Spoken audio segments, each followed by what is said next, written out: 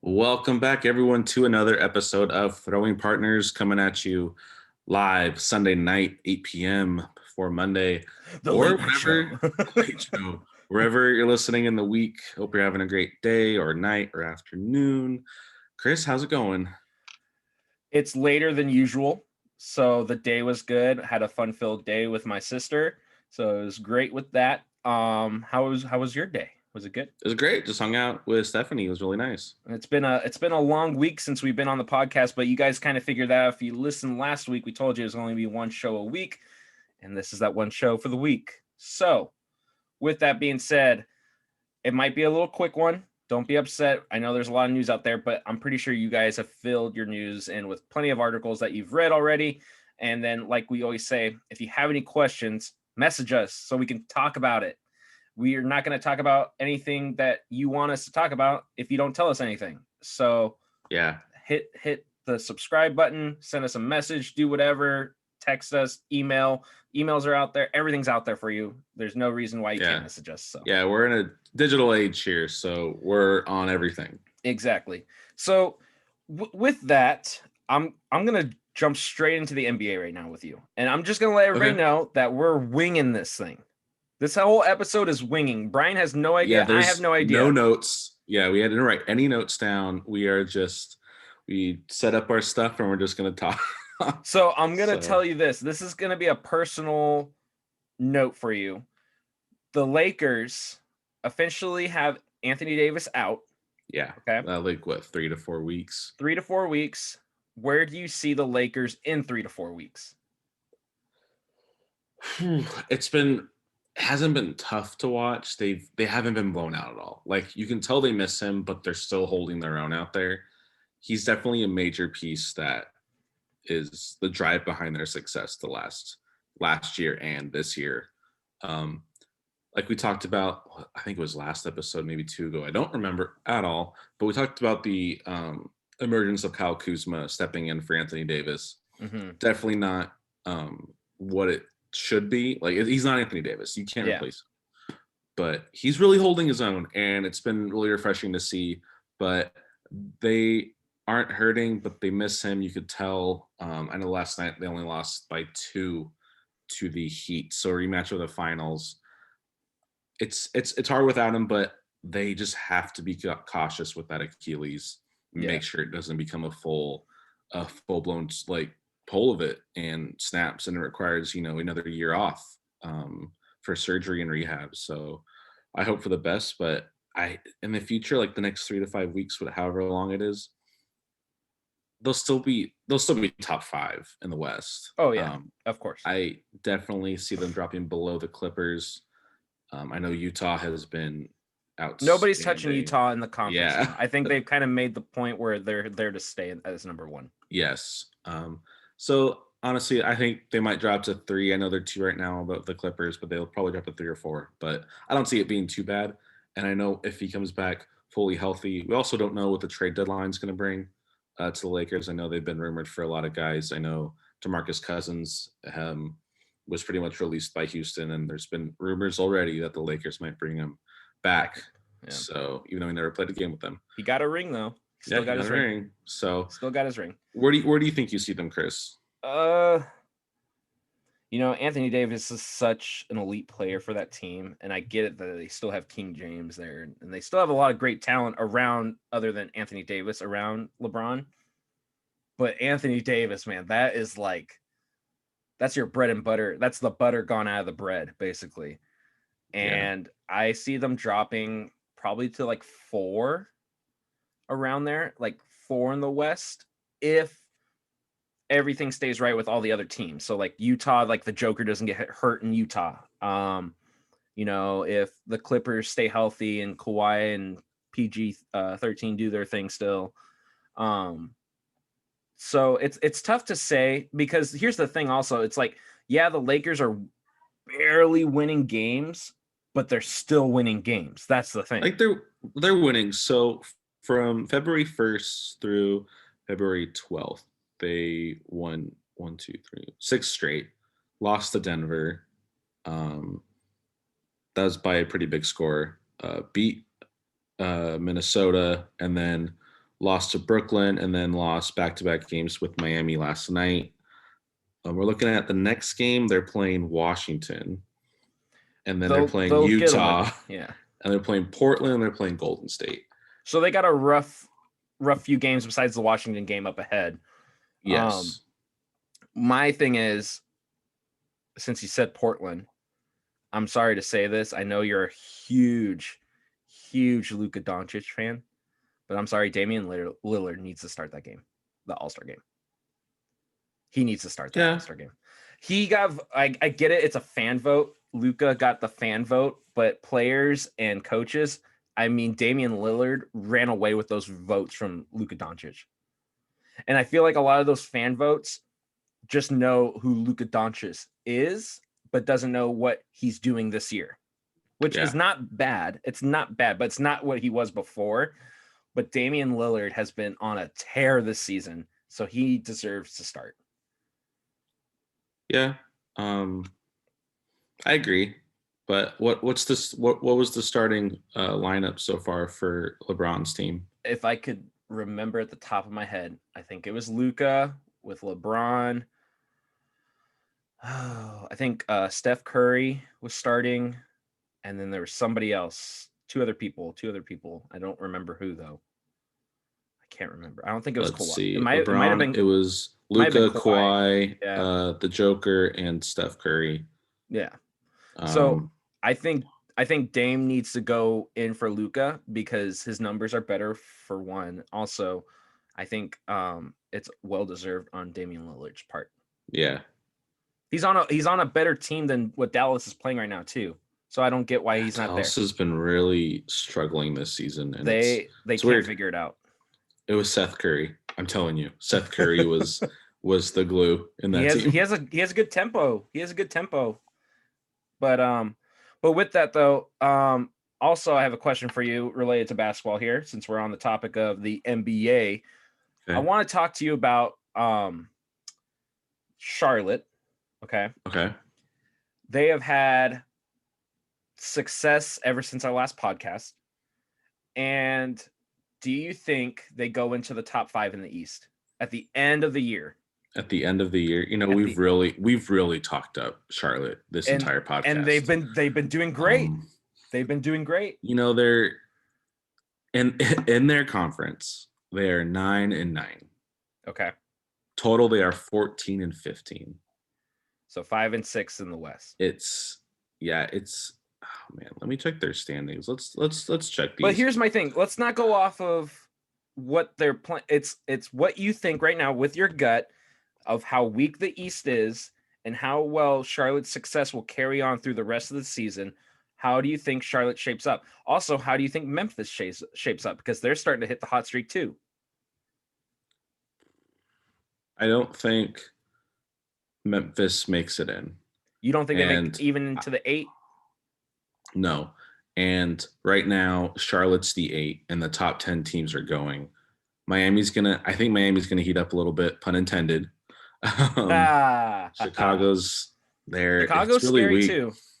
I think Charlotte has a better chance of going into the playoffs than the Grizzlies do. But do you see Charlotte as a top 5 for some reason? No, I don't. Okay, what's the highest you see them then? 7 or 6, probably 7. 7, and then like Chicago taking that 8.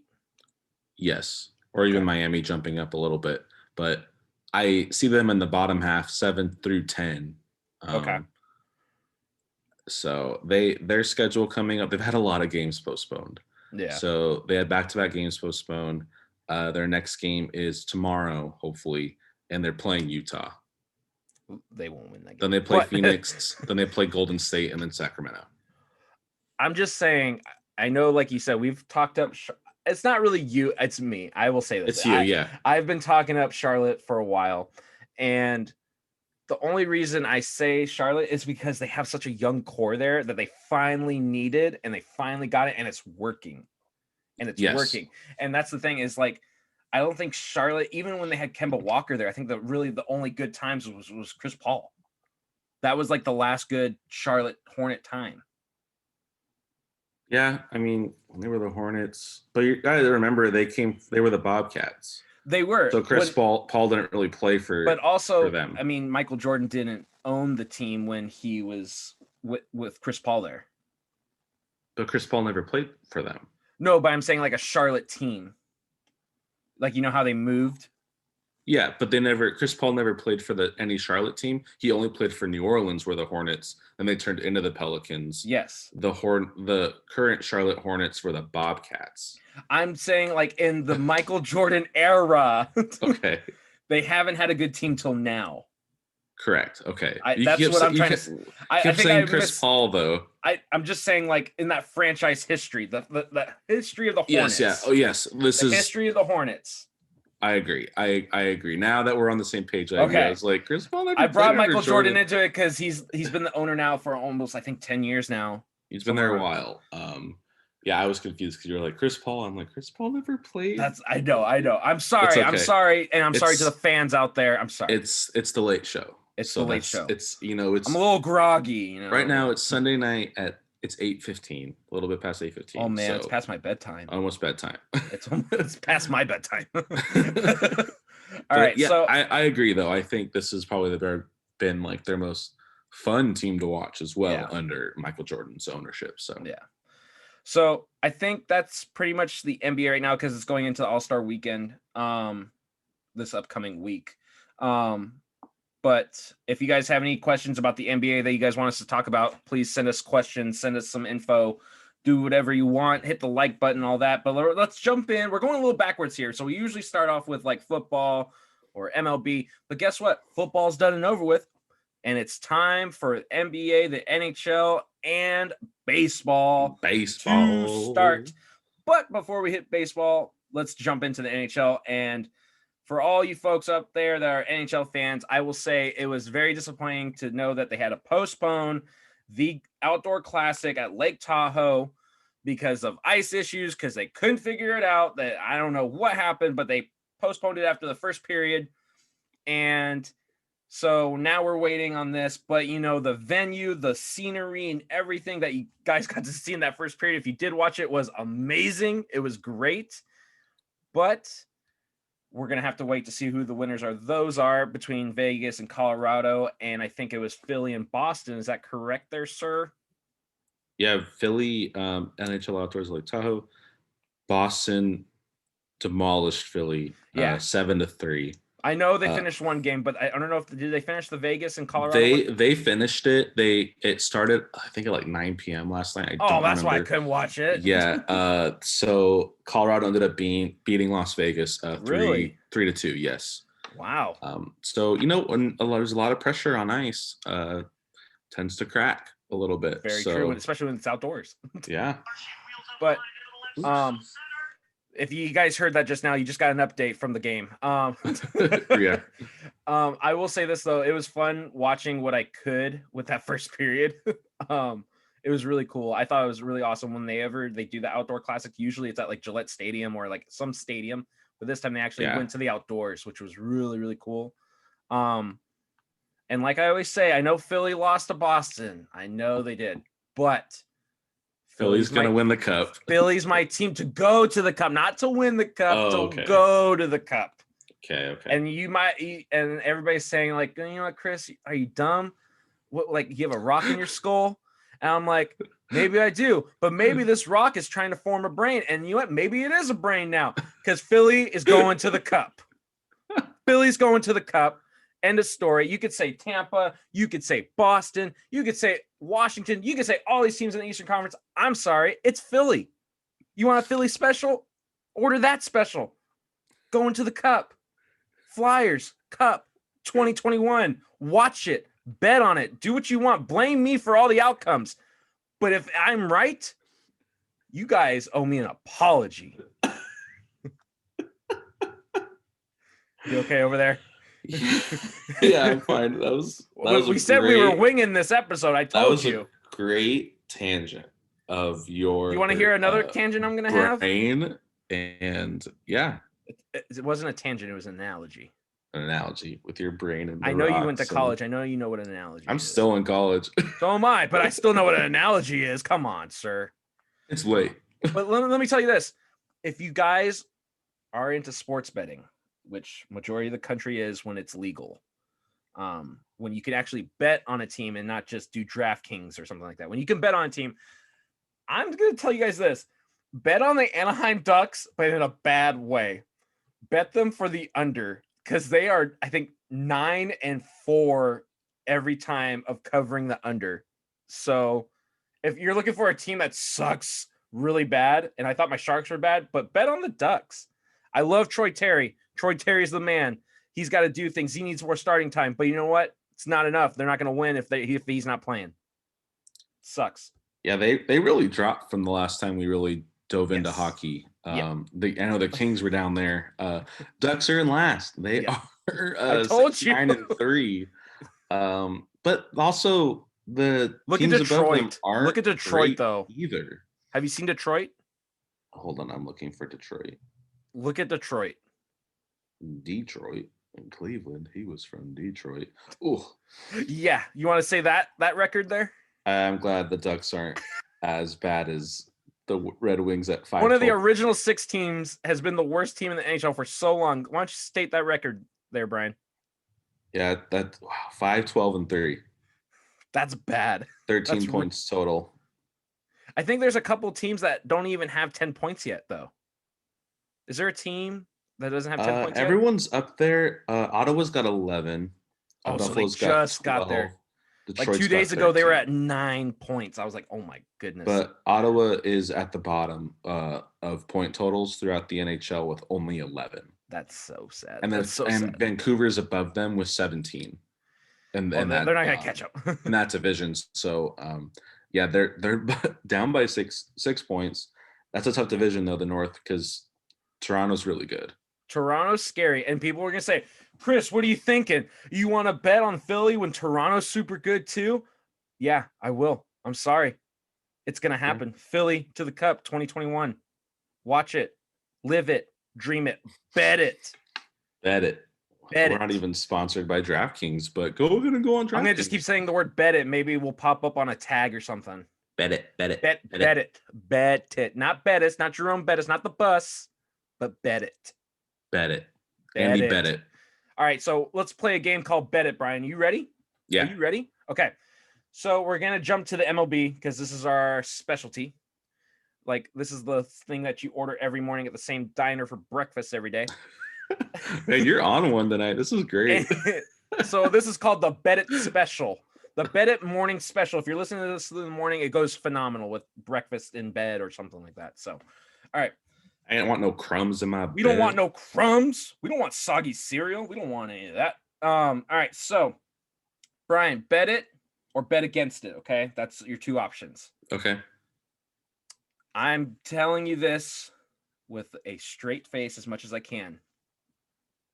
Are you ready? Maybe. Arizona playoffs. Oh.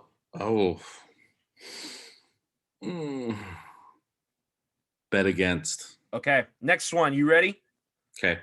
Trevor Story gets traded by the trade deadline. Bet it. Bet it. You heard that. That's the first bet it. We got one bet against, one bet it. Next question.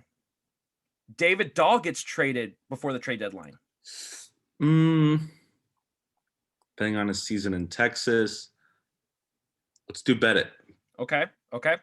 Next question. Are you ready? Yeah. This is going to be a good one. Paul DeJong traded by the trade deadline. Bet against. Bet against? You don't think he's going anywhere? No. Okay. Next one. Steven Piscotty traded by the trade deadline. Bet against. Okay. The next one I got for you. I don't know if you're ready for this. Joe Adell traded by the trade deadline. Ooh. Bet against. Bet against. Wow. Okay. They had. I know he was part of talks to go to Tampa in the pending Blake Snell trade, and it was a no-go. Wow, they really passed that up. Or it was Marsh. I'm not sure. I'll have to check that, but it was either Adell or Marsh, and I think they passed on it. Dylan Bundy traded by the trade deadline. if the Angels are in it and the AL West isn't that great, bet against. They're keeping him. Okay. Here's a good one for you. And I think you're gonna bet it. Okay. Marcus Stroman traded by the trade deadline. He's getting into some drama on Twitter today with Trevor Yep. Bauer. Everyone's against Trevor Bauer. Well, because Noah Syndergaard started it. Yeah, which was pretty funny. It was funny. I'm on Syndergaard's side. Let's see. Stroman traded. The Mets are going to be in it. Do I have to throw a team for you? Like, what could happen? Yeah, give me a scenario. St. Louis is on a tear. They need some starting pitching. Do they pull the trigger? Yes. Okay. That fits, right? I think that fits pretty well. That fits. It's not in the division, and it's a temporary contract. I think both sides would win out of that. Yes, he's a free agent after the season as well. So here's another good one for you. This is actually a really good one. I don't know how well you're gonna take. Bet it or bet against it. Francisco Lindor stays healthy the whole season. He's good, but the last few years, he's always started the season on the IL. I think New York will be different. I think bet against. Okay. Mike Trout wins MVP again. Always bet it. Bet it. Here's a good one for you. This is going to be a really, really good one. And I don't know how well you're going to take it, okay? Okay. Kevin Pillar finally wins a Gold Glove. Is he playing every day with the Mets? I'm assuming so because they haven't gotten anybody else in center field. The dude's a human highlight reel. Bet against. You don't think so? Mm-mm. Okay. All right. Let's hear your bet it and bet against. I want to hear. Let's hear wing it. Come on, wing it. I winged it. You can wing it, unless you got chicken wings. All right. Bet it or bet against. I'm going to start off with this really deep one. Okay. Bet it or bet against. More wins against each other. So in the matchups, Dodgers or Padres. I'm betting either for the Padres or for the Dodgers. Which one will have most wins between each other? Between just facing each other in their matchups throughout the season. Padres. Okay, so you're betting Padres. Betting the Padres get more wins between those two in head-to-head matchups.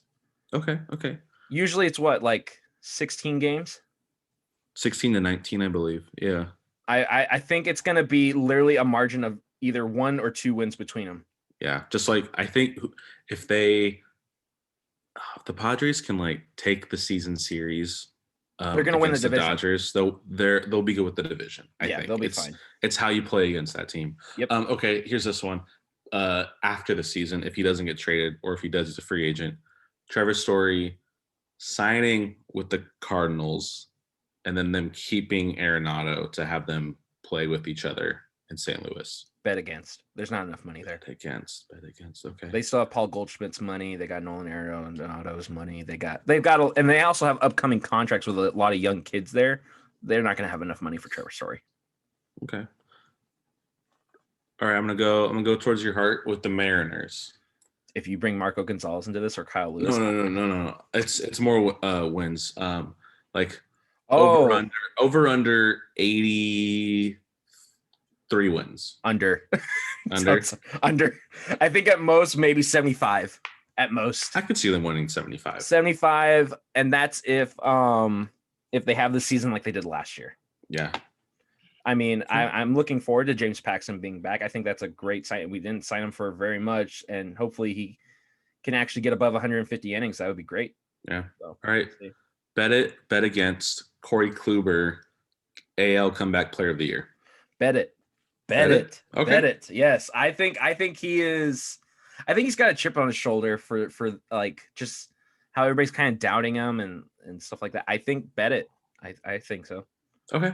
I could see why. I mean, if he had that great of a workout for those teams and the Yankees thought he was worth that much money to give that 1-year contract to, like, yeah.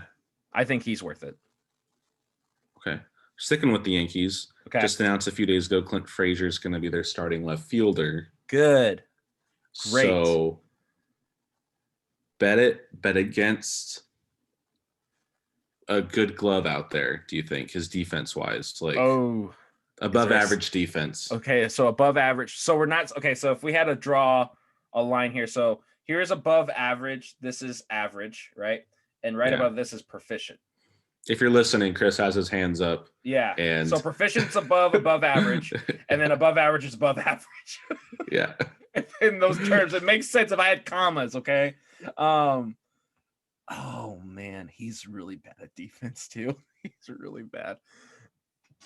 Apparently, it's good enough to give me amount of errors he has this season. Over under 7. I take the under. Okay. I guess I'll bet that he has a decent defensive year. We've never seen him play a whole season starting. That's true. I think he's gonna have a great year. I think he is too, but it's kind of funny that they say, hey, we're gonna start you, and then they sign Brett Gardner back. But they told Brett Gardner he's strictly gonna be their outfield depth. You know how long he's gonna get pissed off about that? What, 3 games? He'll probably be like, I want to be traded now. Yeah. I can see that happening. Which, I'm sorry, but Brett Gardner, I mean, he still did okay, at his age and everything like that. But I think it's about time that the Yankees said, you know what, Clint Frazier needs to start. Yeah. This is Brett Gardner's last year in pinstripes. I'd hope. Well, in pinstripes, I thought you meant for like in MLB. I was like, I don't know. Yeah, as a Yankee and as a Major League Baseball player. Oh, you think he's gonna retire? Yeah. I think he does one more year. Bless you, sir. Me. Thank you. All right, I got some bet it and bet against. You ready? Okay. I had it for a second. Oh, bet it, bet against. Adam Wainwright, 10 wins. Over or under? Bless you. Keeping those in. Not cutting them. Bet it. You think he goes on both? I think he goes 10 or 11. Okay. That's not bad. For his age, that's not bad at all. Okay. Felix Hernandez makes the roster. Bet it. Bet it, yeah. Baltimore, yeah. Yeah, good for him. Bet it, bet against. Alex Cobb has more than 10 wins. Ooh, this is really tough. More than 10 wins? More than 10 wins. So I think 11. There's no 10 and a half in baseball. Bet against. Marco Gonzalez has an ERA under 3.5 for the season. Bet it. You're gonna bet it? Okay. Yes. He's been right at that like 3.5 range too. I'm trying to think. Who's a rookie that's gonna come out this year for baseball? It's hard to think. There's really no rookies yet until they make the rosters. So, here we go. Blue Jays make playoffs. Bet it. Bet it. Does Boston make playoffs? They still have players. Bet it. You're saying bet it? Bet against. Oh, bet against. Okay, so Yankees playoffs. Yankees playoffs. Okay. So, all right. How about this then? How about this then? How about this? How about this? Toronto winning division. Bet it or bet against? Bet against. I don't know. I might bet it. They've got a really good roster. Yeah, it's that rotation. And Tampa, I know they just came off the World Series, appearance, but they've kind of cleaned house. Yeah, a lot of those guys know they're not staying much longer. Yeah. So, here's a good one for you. Jose Abreu, AL MVP, reigning champ. Yep.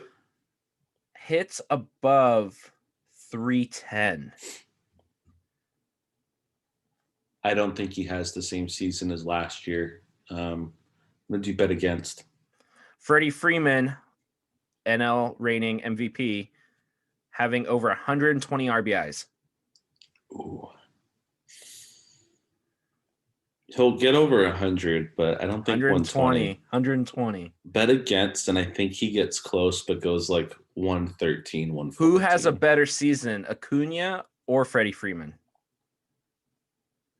Freddie. Okay. All right. I'm going to do 2 more, and then I'm going to pass it to you, okay? Okay. Here's a good one for you. Yu Darvish wins the Cy Young. Shoot. Okay, how about this? Yu Darvish finishes in the top 5 voting. Bet it, but I think DeGrom wins it. Okay. And my last question for you is Kyle Lewis wins a Gold Glove. Bet it. Bet it? Yeah, I'm still waiting on Mike Trout to win a Gold Glove, but that's very true. That's very surprising. All right, you got some bet and bet against?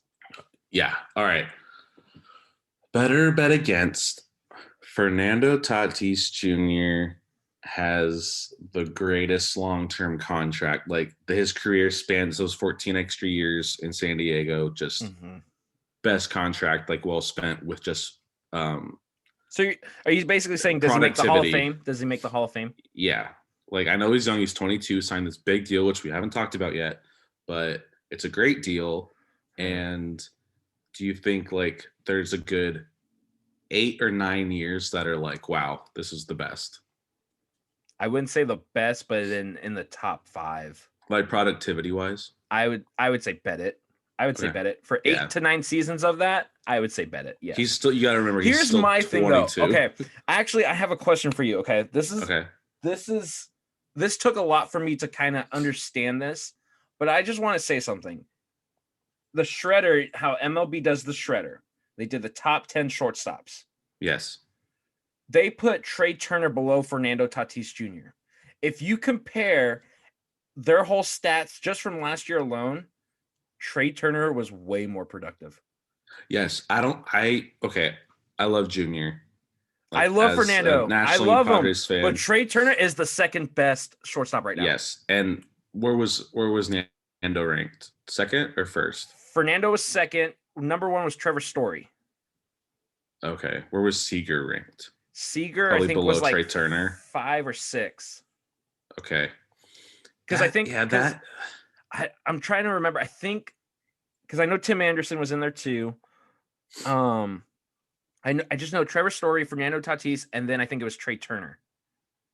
And it took me a minute to grasp that. I was just like looking. I was like, that sounds about right. But then when they went to the analytics of everything of this shredder or whatever, I'm sorry. Even in the last 2 seasons, not just last 2 seasons, Trey Turner has been way more productive in almost every stat than Fernando has. Yeah. Fun fact, Trey Turner was drafted by the Padres. So. Exactly. But that's you're right. And I love Fernando. I love the way he plays and everything like that. But when we're looking at the cold, hard facts, Trey Turner's had better seasons than Fernando has the last 2. Yeah, but also you got to remember, like, 2019 was Fernando's. And he's got a ring, though. He's got a ring. But you got to remember, though, this is Fernando's second year in the bigs. But the thing is you can't take someone's spot away when it's deserved there. Yeah, I get your viewpoint of that, but there's a lot to gauge of like, all right, in the little amount of time Fernando's been in the majors, considering, you know, his first season was riddled with injuries and then last year was 60 games. Yeah. And the amount of time that he's played, he's been great. He has been, but here's where I'm going to kind of debunk your theory here is, okay, Fernando Tatis played 60 games last year, right? Played a whole season. Around there. Trey Turner played a whole season as well. Still had better numbers. You can't go around that. Yeah. Like I think they're going. I mean, the shredder I think goes by popularity too. But if they are, that's kind of wrong because Trey Turner is. I'm assuming he's going to be either getting a huge extension, and what I mean by huge extension, I'm talking like what Trevor Story can get. Yeah, in my personal opinion, if I were the shredder, it would be like just looking at numbers wise. Trey's very underrated. He'd be 1, Nando 2, Story 3. I wouldn't go that far. Trevor Story has been putting up numbers that are insane. It's funny though because you like when they rank he's in Colorado. I get it. They do Colorado. Yeah. And then they always brag on that when it's a free agent signing. It's like, well, you played his career in Colorado. Do you think it was? But the shredder doesn't. Who cares about that? Like, yeah. But personally, like you have to think about. You look at his splits, home and away, determining that factor, and then seeing consistently what Trey Turner's done. Do you want me to pull up his stats away? Trevor Story's stats away. Okay. Go ahead and talk while I look this up. So we're talking about Trevor Story. The thing is with Colorado is with the altitude, so everyone's numbers really inflated. I think Arenado and Story, I think their home and splits are very similar to each other. But I think power-wise, it's always going to favor towards Colorado. But I agree. Like, I see your argument of, yeah, Trey Turner below Fernando. That's kind of dumb. Like, he just won a ring. He had a great season last year. Man, I don't. It's tough. I think MLB Network does a very big popularity thing. How do I find it for away stats on Baseball Reference? Oh, I don't know. Or you talk. Okay, now I'm gonna talk. Yeah, you talk. All right. So, like Brian was saying, Colorado is a very hitter-friendly ballpark because of the elevation and everything that goes into that stadium. So sometimes stats can be tweaked based off of the environment of where Colorado plays, such as home runs go out farther, easier. And then pitchers, of course, don't have much success there because of the long ball. So it's a very difficult place to play for both sides. Even if you're a pitcher, yeah, the numbers may not jurisdict like how well you really are performing, but also if you're a hitter and then you're coming up to free agency and you don't want to be in Colorado anymore, people are going to say, oh, those are your only numbers from Colorado. Then they're all rigged. All right, Chris. Okay. We're on Trevor Story's home splits in his career. Do you want batting average or slugging, OPS? I want the Triple Crown. Okay. Home runs home, 84. Home runs away, 50. It's not actually that bad. I think that's okay. RBIs, 232 home, 143 away. That's a big gap. This is where it really drops. Given there are at bats total home and away is split up between six at bats separate home and away. Okay. So it's not a big margin. That's okay. Batting average home, 304. Mm-hmm. Batting average away, 250. That's for career, correct? Career, yes. Can you do just last 2 years? Yeah, let me switch it. Okay. I want to hear his OBP and OPS. No, because it's slugging and OPS, 994 home, 760 away. But let's look at the last 2 years. All right. Let's do 2020. The last 2 years. All right, home and away. He played 29 games home, 30 games away. So he had more away. Okay, so this is a better way to look at it. Very similar. He had 13 RBIs home, 15 away, 5 homers home, 6 away, 333 at home, 246 away. But the power numbers are still there. Power numbers are still there away. 6. Yeah. Okay, so I'm gonna look at, like, overall, like, power or whatever. Who cares about home runs right now with this? But his batting average drops. Okay, 333 to 246. His slugging is 573 home, 466 away. The biggest is his OPS drop off, 958 to 792. I'm a firm believer in Trevor Story. If he leaves Colorado, he'll still be very successful. I think so. Do you want to hear 2019? No, I think it's probably about the same. It's going to be very similar. Yeah. Power's way up for 2019 at home. Yeah. Average, oh boy. Average is bad. OBP's bad. Slugging's bad. OPS is away. But here's the thing: is Trevor Story honestly, like Trevor Story to me, even if he was in Colorado the whole time, like his average has never really been high. You know, it hasn't been like that above 300 the whole year kind of thing. But I honestly think Trevor Story right now, like we're going off of right now, Trevor Story to me is number 1, Trey Turner, and then Tatis. And I can definitely see Trevor jumping down. I could see Trey Turner jumping down or jumping up, Fernando jumping up. But also, you got to watch out for 2 other guys at that position. 2 others. These are my 2. Xander Bogaerts and Tim Anderson. Yeah. Those 2 guys, I can see them like literally, like nobody talks about Xander Bogaerts. Everybody talks about Tim Anderson ever since he did the bat flip, but nobody was talking about him beforehand. No, And the thing is like they're two legit contenders to being in the top 4 of shortstops. and Xander's going to be in Boston for a very long time. He's a free agent He's in still 2026. So he's doing well. he's good. He's like Boston's got their guy. Like yeah. I know they traded Mookie, traded Benintendi, but You still got Bogarts and Devers. Devers they're really good. I think Seager, if he has a season like he had last year, he's definitely going to get paid when he's a free agent after I don't think he stays in LA 2022. though.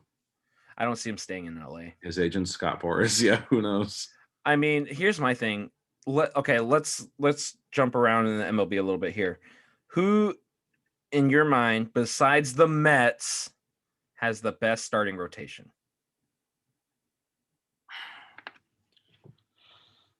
I mean, the Dodgers look good on paper. The Dodgers and the Padres. But I can't count out St. Louis as well. St. Louis is iffy. Iffy. Jack Flaherty's iffy. It's hard to say who has it. It's tough, but it's honestly Tampa Bay's got a good shot too. They do, but I think honestly the top 3 best rotations, in my opinion, are in the National League. Okay. I can agree with that. Also, I can throw the White Sox in there too. I was about to say the White Sox look good too, if they can stay healthy. Yeah. I'm expecting Michael Kopech to actually play at least 100 innings.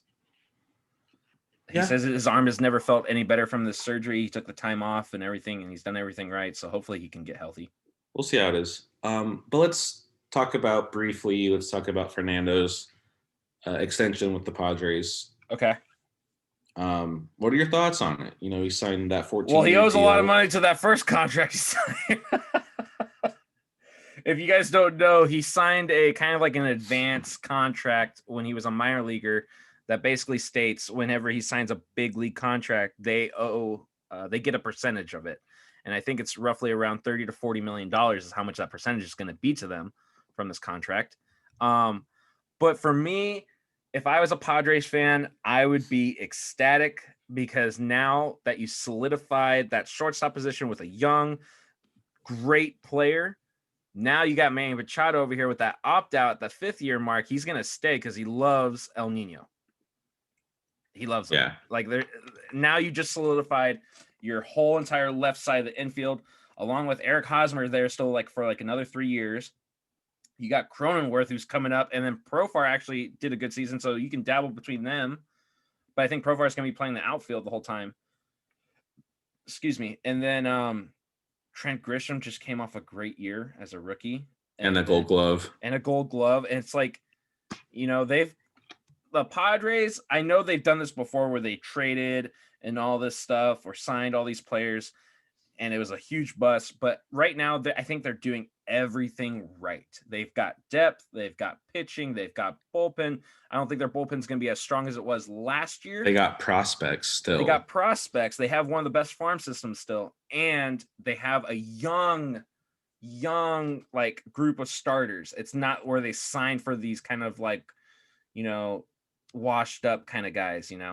I think the only flaw right now is their bullpen. It may not be as good as it was last year. Mark Melancon's a great sign, even though he's older. I think it's still a good sign for them. But I think their starting rotation is phenomenal. I think it can go toe to toe with LA. I don't see it having a problem with that. Honestly, in my opinion, the lineup for San Diego looks a lot better than LA. I agree. Wholeheartedly agree. I think it has everything. It has everything from power hitters to contact hitters to speed. And then if you're looking at fielding wise, I think they have better potential fielding than the Dodgers do. I think the best fielder for the Dodgers is Mookie Betts. I agree. So I think with the Padres, it's very all around. They look great. I know you said the bullpen, but that starting 9 every day and the depth they have in the bench to fill in for guys to take breaks. Yeah. It's outstanding. And they even have the superstar Korean guy there too. Everybody forgets about that. They signed him.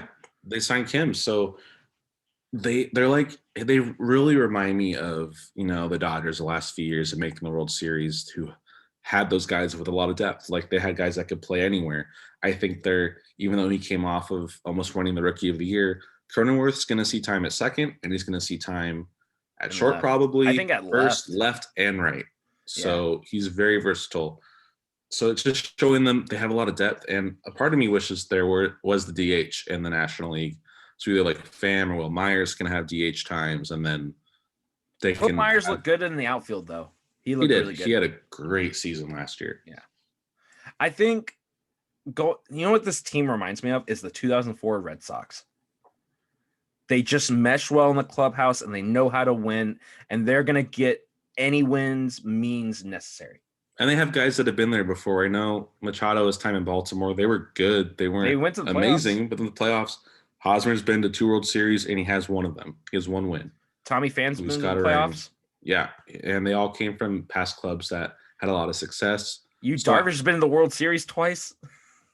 Oh, yeah, with the Rangers. That was a long time ago. Rangers and Dodgers. Oh, yeah, I don't count that 2017 one. No, I don't either. With the Astros. But, it's like,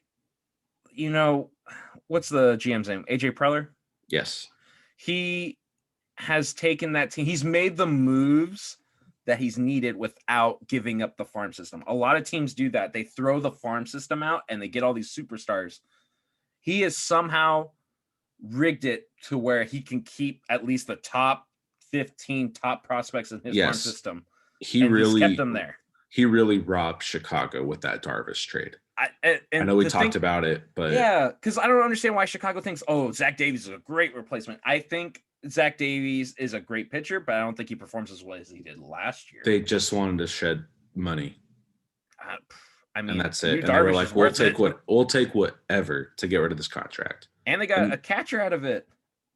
Like, they're catching depth right now with Austin Nola. I know Francisco Mejia is gone, but they have Austin Nola and Carantini. That's perfect because they can both start. It's not like there's a backup catcher. They're both starters. Yeah. So I don't exactly. I don't know how AJ Preller is doing all these moves, because right now I know we talk about the Padres all the time, but they have literally done the most of everything. They've had a brilliant offseason, and I believe, like, when you think about it, like, someone brought up, they're like, oh, why would Fernando sign 14 years with the Padres? Look at the future. I know. And I told someone this. I was like, the Padres are set up for not just next year or the year after. They're set up for 2027. Yeah. Like, most definitely. It's crazy. Like, they're set up for the next 6 years. The Dodgers are still going to be there. They have a great farm system, too. They have guys currently that are young, and they just came out for World Series. They're going to be around. But right now, like, those two teams are going to be in a race. And I think in the next year or two, we're going to see LA's window start to close a little bit. Yeah. So, okay, here's a big question, because there was a big question last year for the Padres. Who takes the closing role? I could see them doing, like, closer by committee type of thing, like whoever's hot or that's what they kind of did last year. Once Yates went down, but when Rosenthal got there, he really solidified the 9th inning. But now he's in Oakland, so it's like, man, Melancon I wouldn't put him in high leverage. I like him in a setup role. Yeah, 7th or 8th. Keona Kella's hit or miss. Man, I always forget that they signed Keona Kela, but I don't think he's a closer like he was in Pittsburgh. You got to think maybe Emilio Pagan. Emilio Pagan is very reliable. Yeah, but But the thing is he can go inning strong, so he might be like your middle relief guy. Same with Pomeranz. Yeah, like so. Here's my thing. But with that offense, though, I can't see them really like being in huge safe situations. No. But here's my thing. What if remember the kid that started at the youngest for Padres history as a closer? His major league debut was in the playoffs. Yes. Do you remember him? Oh, was it Ryan Weathers? Ryan Weathers. Yeah. And he did phenomenal. What if he took the closer? I could see it. I mean, like, because now you're solidifying. Like we talked about future, he's solidifying the future at the closer, so they don't have to worry about that. He's 21. If he can really keep his composure, since he is a rookie, I think he can do it, but I don't think he's there yet as a closer. I think he gets onto the 26-man roster though. Oh, I think he makes the roster this opening year, day roster. Spring. Yeah. It's funny though when you look at his stats, like he has no official like regular season stats. Yeah, he's only thrown in the postseason. But what'd he throw? He went one game. He went an inning and a third, and 2 walks, one strikeout, but no hits. I think I honestly, if we're gonna go reality though, I think Emilio Pagan's gonna take it. I think it's between him or Drew Pomeranz. I could see Pomeranz being more middle relief. I just don't see closer, how. I mean, he was good last year when he re-signed with the Padres, but like, man, they paid him a lot of money. Or what about I can't say his last name, so forgive me, but Morejon. Oh yeah, Morejon. He throws like 100 and flipping gas. Andre Morejon. He's not. He doesn't have control though. That's the thing. He relies, like, he's got, Aroldis Chapman, for how fast he throws, he has great control. Yes. Some guys don't have that. They can throw fire, but they can't control the flame. And I think that's kind of what that is there. And I would have said another player, but they traded him to Seattle last year for the Austin Nola thing, was Munoz. Yes. Who throws really hard, and he was really good in San Diego. But thank you, Padres. We needed bullpen, so we got that. But let's start to wrap things up. We talked about Fernando Tatis. I think it's a great signing for them, and I'm assuming you agree with what we said. So let's wrap things up here. This is the one show of the week. I'm sorry if it disappoints some of you guys, but we've got lives too. But the thing is, if you message us, if you email us, if you DM us, follow us on Instagram, Facebook, YouTube, subscribe, Spotify, Apple Podcasts, all that jazz.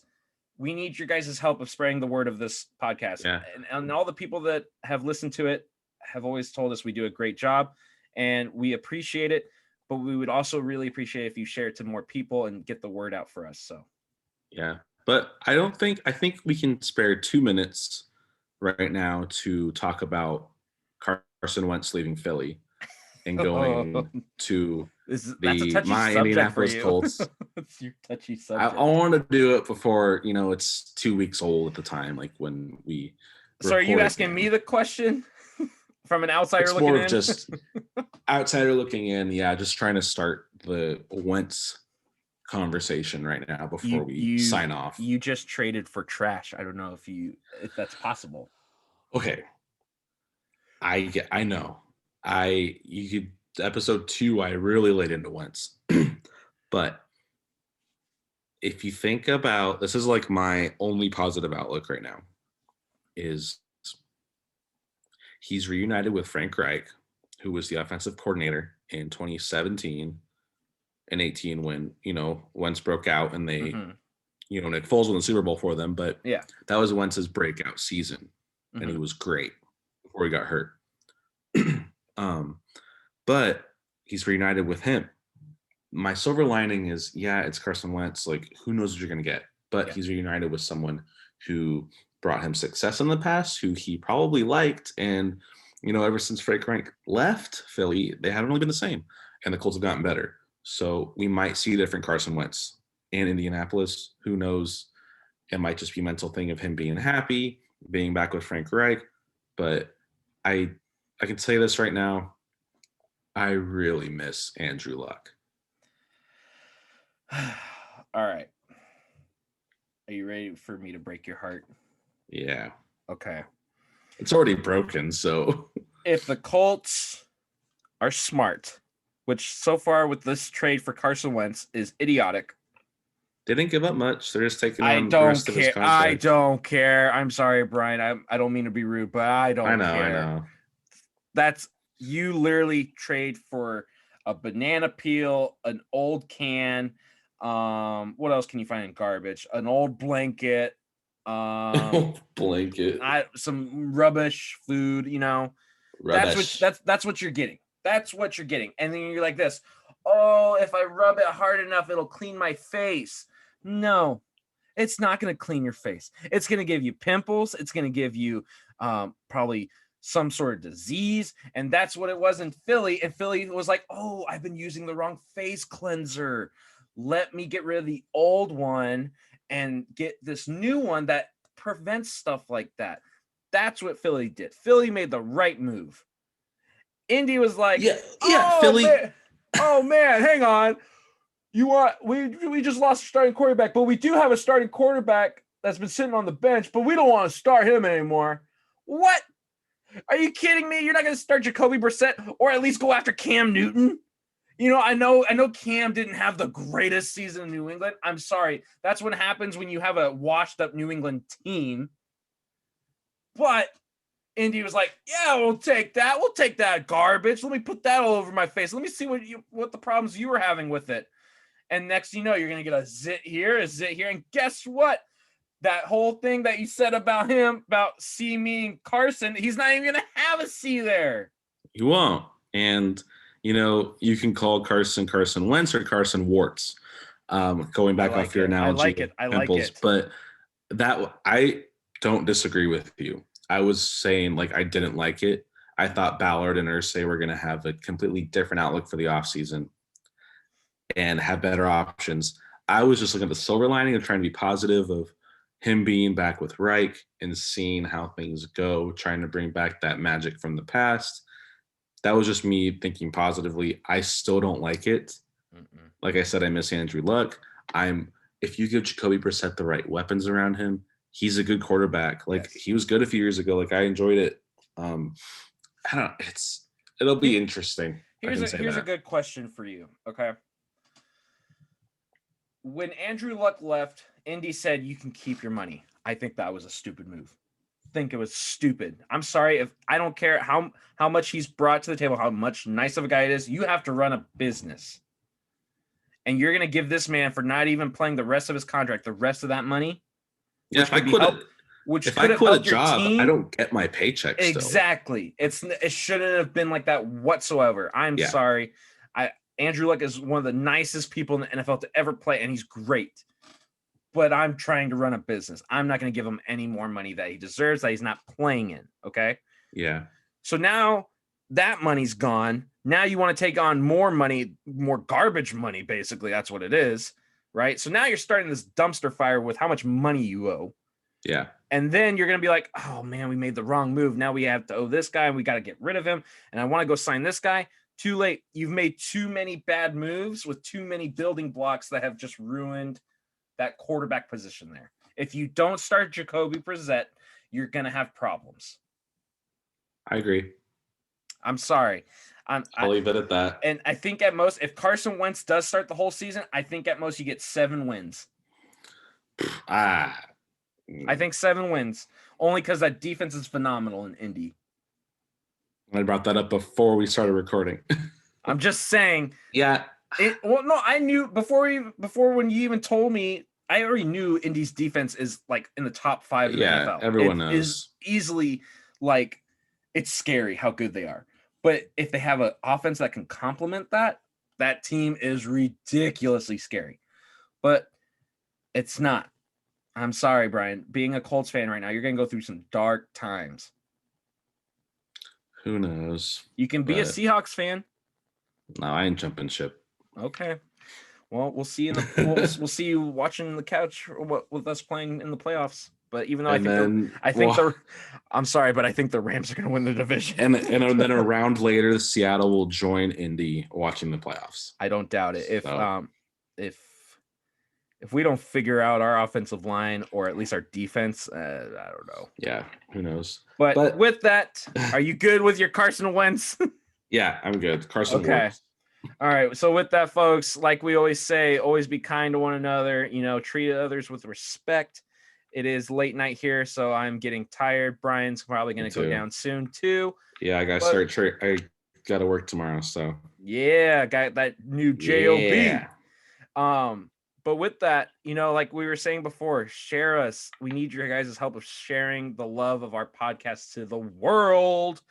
And if you guys do that, of course, please send us like what you like. Even like it doesn't even have to be a question. You can send us like, hey, I shared it to my mom. You know what? We're gonna give you a shout out. We'll give you thanks. We'll give you something, because you're helping us out. We'll So wave to you on YouTube. we'll wave. We'll even say your name if you want us to say your name. It's fine. It's fun. We enjoy it. We enjoy talking to you guys. But if we don't get any of you guys talking back to us, then we kind of like we'll just go on tangents about my brain and everything And like rocks. that. And rocks. So with that, like I always said, be kind, be respectful, have fun, be safe. And I'm going to pass it over to my throwing partner, Brian. Yeah, be kind, be safe, wear a mask. I want to go to a baseball game this season, so let's get it done. And if you can get a vaccine, get your vaccine. Yeah. But other than that, let's have a good week. Whatever day you're on this week when you're listening, have a good one. And we'll see you next time. Alrighty, folks. Signing off.